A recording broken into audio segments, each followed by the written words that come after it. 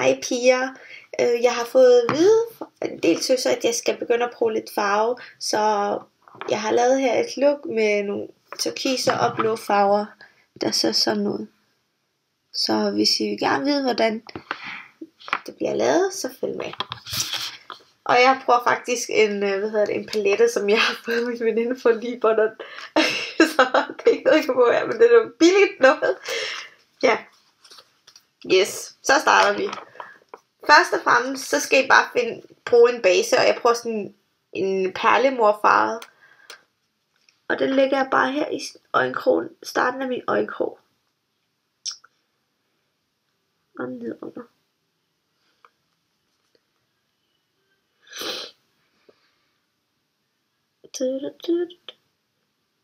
Sådan der.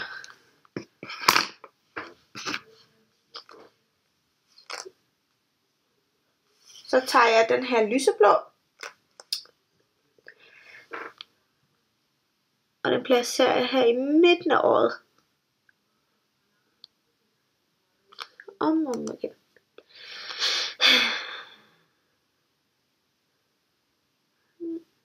Og I skal slet ikke tænke over, at det kommer til at se kiks ud, fordi det ender med, at vi skal blende det hele, og så kommer det til at sidde rigtig, rigtig flot. Derefter så skal vi bruge den her turkise. Og den skal bare være... Den skal bare føre hen over, globelinjen. Og ved enden af øjet. Henover. Og faktisk ikke, så dypper jeg den også lige med noget sort herover. Der kom lidt mørkt. For meget sort.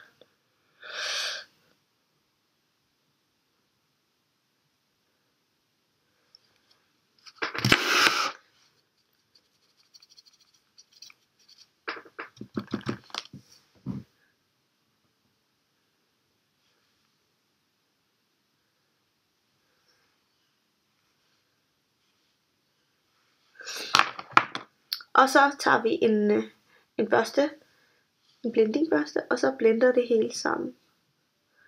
Så det ikke er nogen skarpe linjer. Sådan der. Rundt over hele øjet. Derefter så tager jeg den her lidt lilla mørkeblå farve. Og lægger den lige under vandlinjen af øjet.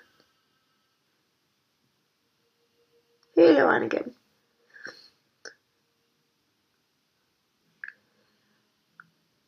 Sådan der. Ja, undskyld, at jeg er lidt forkølet så. Sådan der. Derefter så tager jeg lidt af den her, jeg ved ikke om I kan se den. Det er sådan lidt fesen mørkeblå. Bare sådan for at bryde den her skrigende blå farve helt ud udkanten af øjet. Yes.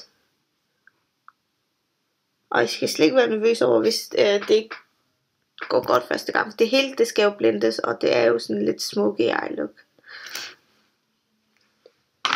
Tilbage til blendingbørsten. Dypper den i noget, hvor er den henne? Dypper den i noget,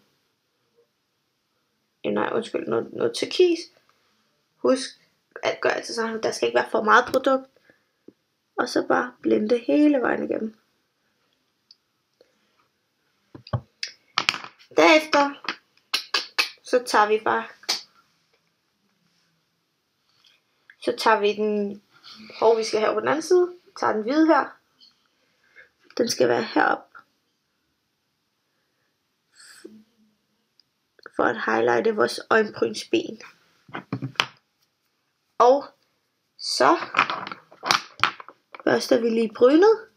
For at samle alle vores hår. Og til sidst, så skal vi tage en skrigende turkis farve. Dup den ned her. Og fordi det skal ikke være for mørkt ved enderne, så tager vi bare her, og så dupper den stille og roligt. Stille og roligt. Så begynder det lige noget. Og igen, stille og roligt. Ja, sorry, jeg kriser lidt for meget.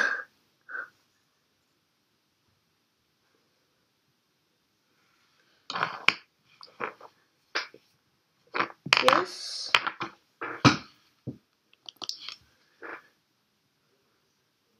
Jeg retter lige på det, jeg lavede før. Og så til sidst må det meget gerne ende med at se sådan her ud. Uden at have påført noget eyeliner. Yes. Derefter så skal vi bruge en eyeliner. Mange bruger flydende. Jeg kan rigtig godt lide at bruge min gel liner fra MAC, der hedder Black Track.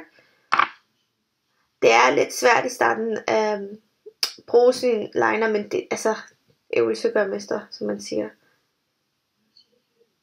Og grunden til at jeg bruger den her, det er fordi at jeg godt kan lide at den har sådan en matte look.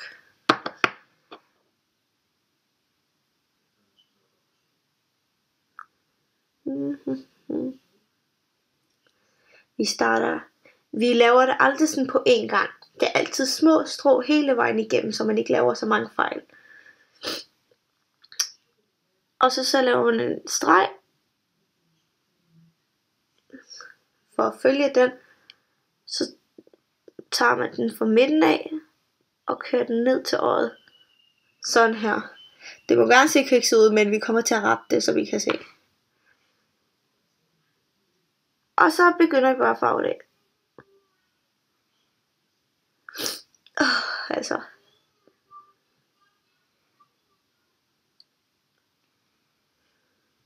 Nu begynder det stille og roligt at ligne noget.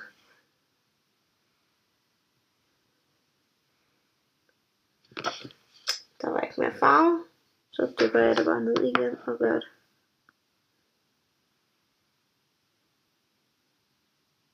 For at få den perfekte cat liner, det er at den skal starte meget, altså den skal være meget tynd, og så skal den følge året, så den skal blive lidt tykkere, og så får den sådan en vinge til sidst.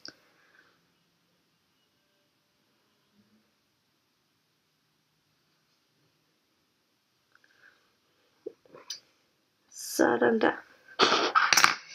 Det var så vores eyeliner. Og til sidst, som I nok ved, så skal vi have nogle vipper på. Og jeg elsker at bruge de her billige nogle fra 11 til en 20'er. Mange ved ikke, hvordan man påfører øjenvipper. Du tager øjenvippen. Du har altid en pincet på dig. Du bruger en øjenvippelim. Duo, det er nok noget af det bedste øjenvippelim nogensinde. Du kan købe det over nogle engelske hjemmesider, eller så kan du købe det faktisk fra MAC. Du tager, ups, det var lidt for meget. Det er sgu lige meget. Nå, men jeg har i hvert fald en dråbe her. Og det vi gør, det er at vi kører den hele vejen igennem, sådan så der er en lille tynd streg.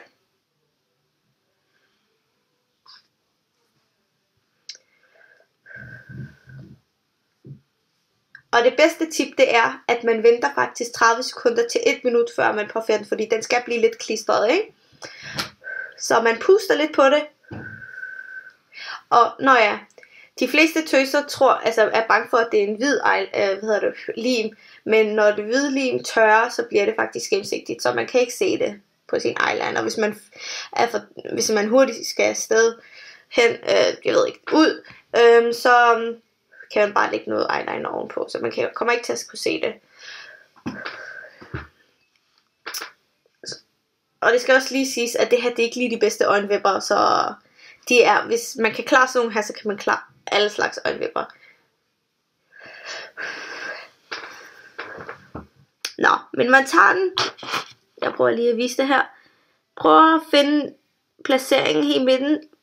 Lægger den sådan her øjen på ens egen øjenvipper, og så placerer midten på midten af dit øje, og så begynder man at tage enderne ind, sådan her, så de klister. Så har jeg fået fikset den ene ende, og nu er det tid til den anden, og det er altid lidt sværere end den første.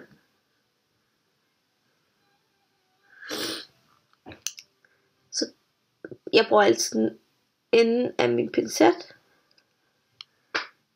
kan se, den er gået lidt op. Hov.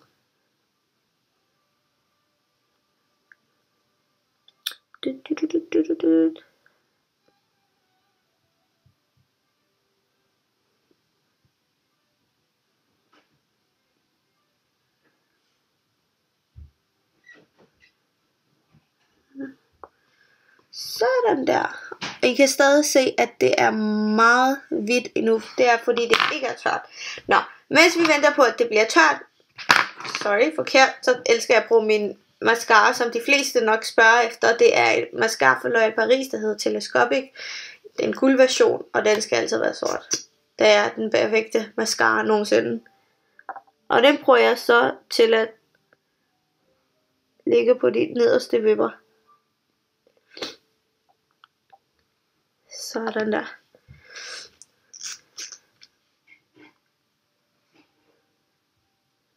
Kom nu.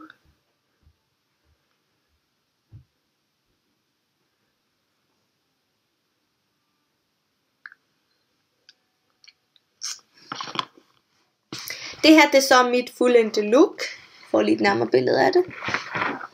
Det ser sådan ud, meget farvet. Min cat liner. Det her, det er en nude læbestift fra Dior. Jeg synes, når der skal så meget herop, så skal det selvfølgelig være dæmpet herned. Piger, jeg ved godt, at jeg tidligere har bedt jer om at fortælle, hvad I gerne vil se. Men jeg laver lige et nyt opslag, hvor I kan skrive det igen. Det gør det meget mere overskueligt for mig. Jeg vil gerne sige tusind tak, fordi I gider at følge min side. Det betyder så meget for mig. Og her de sidste par dage, så har der faktisk været en del piger op til mig og fortælle, at de elsker det, jeg gør. Og det giver mig bare mere motivation til at fortsætte og gøre det, jeg elsker. Jeg er så glad for, at jeg får så positiv respons. Og lige en lille detalje. Undskyld, jeg snotter så meget. Okay, undervejs. Jeg er bare mega forkølet. Og når jeg bliver nervøs, så begynder jeg at tale sort, så det skal jeg også lige se bort fra. Ja, tusind tak, og vi ses snart igen. Hej hej.